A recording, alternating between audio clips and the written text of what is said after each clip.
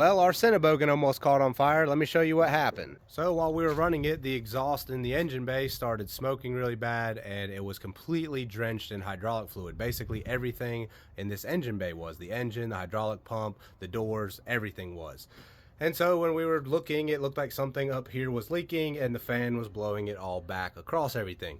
So we normally would think that it was the hydraulic fan motor, so we actually took the fan blade off and ran it with no air blowing to see if the motor was leaking. Well, it wasn't leaking. We washed the cooler, checked it, it also wasn't leaking. So we put the fan back on and discovered that the hydraulic fan motor was leaking, but I guess it was only leaking when it had some weight on the end from the fan itself. Lucky for us, we're only about 20 minutes away from Cinnabogin's North American headquarters, so we were able to order that hydraulic pump and go over to their warehouse and pick it up. So we were able to put this machine back into service today. We did run it for a couple hours at the end of the day, and it had to burn a little bit of oil that was left on the exhaust pipe, but it is all in the clear and we don't have that leak anymore. So that's good, but through that process, we discovered that the oil pan on the engine is leaking. That's not that big of a deal. It just has a 6.7 liter Cummins, so we'll get that repaired, but the main hydraulic pump in this machine has a very slow leak at the center of the pump where the two parts of the pump bolt together. So unfortunately, we're ultimately going to have to take the pump out of this machine and send it off to have it resealed or rebuilt,